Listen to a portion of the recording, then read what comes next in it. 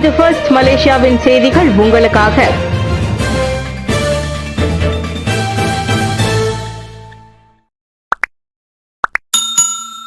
இவ்வாண்டு 1200க்கும் மேற்பட்ட போலி செய்திகள் நீக்கம். இவ்வாண்டு தொடங்கியதிலிருந்து பல்வேறு சமூக ஊடகங்களில் இருந்து 1200க்கும் மேற்பட்ட போலி செய்திகள் நீக்கப்பட்டுள்ளன. திங்கட்கிழமை வரையில் 1575 உள்ளடக்கங்களை நீக்குவதற்கு மலேசிய தொடர்பு மற்றும் பல்லுலக ஆணையம் MCMC விண்ணப்பித்ததை தொடர்ந்து அந்நடவடிக்கை மேற்கொள்ளப்பட்டதாக தொடர்பு அமைச்சர் ஃபாமி ஃபட்சில் தெரிவித்தார். சம்பந்தப்பட்ட தளங்கள் ஒப்புக்கொண்டன. அந்த மொத்த எண்ணிக்கையில் 1233 போலி செய்தி உள்ளடக்கங்கள் நீக்கப்பட்டன. அதாவது MCMC விண்ணப்பம் செய்தது, சம்பந்தப்பட்ட தளம் அதனை உறுதிப்படுத்தியது என்பதை நான் மீண்டும் ஒருமுறை இங்கு தெரிவித்துக் கொள்கிறேன். இந்த உள்ளடக்கம் நீக்கப்பட்டால் அது போலி செய்தி என்பதை அத்தளமும் ஒப்புக்கொள்வதாக அர்த்தமாகிறது என்றார் அவர். இதனிடையே கடந்த ஆண்டில் நீக்கப்பட்ட போலி செய்திகளின் எண்ணிக்கை குறித்து வினவப்பட்ட போது பல்வேறு சமூக ஊடகங்களில் இருந்து 19,500க்கும் மேற்பட்ட உள்ளடக்கங்களை நீக்குமாறு MCMC கோரியுள்ளதாக ஃபாமி கூறினார். போலி தகவல்கள் பரவுவதை தடுக்க முயற்சி, சாட்பாட் அறிமுகம்.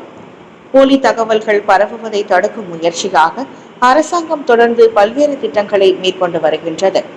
அதில் ஒன்றாக மலேசிய தொடர்பு மற்றும் பல்லுலக ஆணையம் MCMC வழி செயற்கை நுண்ணறிவு தகவல் சரிபார்ப்பு உதவியாளர் அல்லது ஐஃபா ஆக செயல்படும் சாட்பாட் sebenarnya.my தொடர்பு அமைச்சு அண்மையில் அறிமுகப்படுத்தியது. இந்த சாட்பாக்ஸ் எழுத்து வடிவிலான எவ்வகையான செய்திகளையும் இணையம் வழி சரிபார்க்க அது பயன்படுத்துபவர்களுக்கு உதவும் என்று தொடர்பு அமைச்சர் ஃபாமி ஃபட்சில் தெரிவித்தார். செயற்கை நுண்ணறிவு AI தொழில்நுட்பத்துடன் உருவாக்கப்பட்ட இத்தளத்தின் வழி மலாய், ஆங்கிலம், மாண்ட்ரின், தமிழ் ஆகிய 4 மொழிகளில் உறுதிப்படுத்தப்பட்ட தகவல்களை பெற அது பயன்படுத்துபவர்கள் நேரடியாக தொடர்பு கொள்ளலாம் என்று அவர் கூறினார். நேற்று சைபர் ஜெயாவில் நடைபெற்ற சாட்பாட் sebenarnya.my தொடக்க விழாவில் கலந்து கொண்ட போது அவர் இத்தகவல்களை பகிர்ந்து கொண்டார். பொதுமக்கள் விரைவாகவும் எளிதாகவும் தகவலை சரிபார்க்க இணையம் வழியான போலி தகவல்களுக்கு எதிராக விரைவில் பதிலளிக்க மற்றும் நாட்டில் போலி செய்திகள் பரவுவதை கையாள்வதில் sebenarnya.my பங்களிப்பை வலுப்படுத்த ஐஃபா உதவும். விடுமுறையில் அதிகரிக்கும் பயணிகள் தயார் நிலையில் மலேசிய விமான நிலைய தரப்பு. சீன புத்தாண்டு மற்றும் பள்ளி விடுமுறையை முன்னிட்டு ஜனவரி 17 தொடங்கி பிப்ரவரி 16ஆம் தேதி வரை ஒரு மாதத்திற்கு சுமார் 47 லட்சம் பயணிகள் அனைத்துலக விமான நிலையம் KLIA-வின் வழி பயணிப்பார்கள் என்று கணிக்கப்பட்டுள்ளது.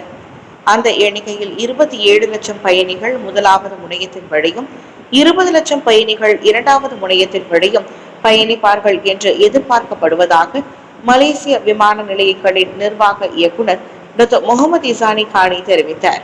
அதனை கருத்தில் கொண்டு இக்காலகட்டத்தில் கூடுதல் 592 விமான பயணங்கள் ஏற்பாடு செய்யப்பட்டுள்ளதாக KLIA-வில் முகமது இசானி கூறினார். இந்த காலகட்டத்தில் முனையம் 1-இல் 143 மற்றும் முனையம் 2-இல் 449, மேலும் இக்காலகட்டத்தில் 33,000 பயணிகள் பயணிப்பார்கள் என்று எதிர்பார்க்கப்படுகிறது என்றார் அவர். கைரி மீதான போலீஸ் விசாரணையில் மலேசியாகினி வெறும் சாட்சி மட்டுமே, ஃபாமி விளக்கம். கெலுவார் செக்கேஜா போட்காஸ்டில் கைரி ஜமாலுடன் பேசியது மீதான போலீஸ் விசாரணையில் மலேசியாகினி வெறும் சாட்சி மட்டுமே, மாறாக விசாரணைக்கு குறிவைக்கப்பட்ட தரப்பல்ல என தொடர்புத்துறை அமைச்சர் ஃபாமி ஃபட்சில் தெளிவுபடுத்தியுள்ளார். எனவே மலேசியாகினியிடம் இருந்து பறிமுதல் செய்யப்பட்ட மடிக்கணினி விரைவிலேயே இந்த இணைய செய்தி ஊடகத்திடம் திருப்பி ஒப்படைக்கப்படும் என ஃபாமி சொன்னார்.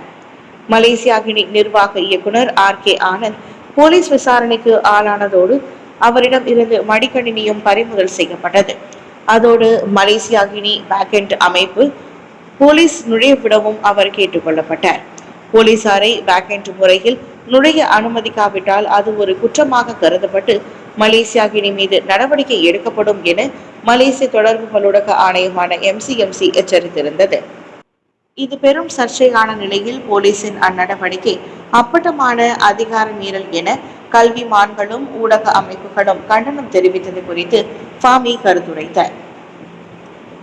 கைரி ஜமாலுடன் பேச்சு தொடர்பில் பிரதமர் துறை அமைச்சர் டாக்டர் ஸ்ரீ அசரினா ஒத்தமான் சைட்டின் சிறப்பு அதிகாரி சுராயா யாக்கோப் முன்னதாக போலீசில் புகார் செய்திருந்தார். நயன்தாராவுக்கு எதிரான தனுஷ் தொடுத்த வழக்கு நெட்ஃபிளிக்ஸின் மனுவை தள்ளுபடி செய்தது சென்னை உயர்நீதிமன்றம். நயன்தாரா ஆவணப்படம் தொடர்பாக தனுஷ் தொடர்ந்த பதிப்புரிமை மீறல் வழக்கை ரத்து செய்ய கோரி நெட்ஃபிளிக்ஸ் நிறுவனம் தாக்கல் செய்த வழக்கு மனுவை சென்னை உயர்நீதிமன்றம் நேற்று தள்ளுபடி செய்தது. காப்பிரைட் அல்லது பதிப்புரிமை மீறியதாக நடிகை நயன்தாரா, இயக்குனர் விக்னேஷ் சிவன் மற்றும் நெட்ஃபிளிக்ஸ் நிறுவனத்திற்கு எதிராக தனுஷ் முன்னதாக வழக்கு தொடுத்திருந்தார்.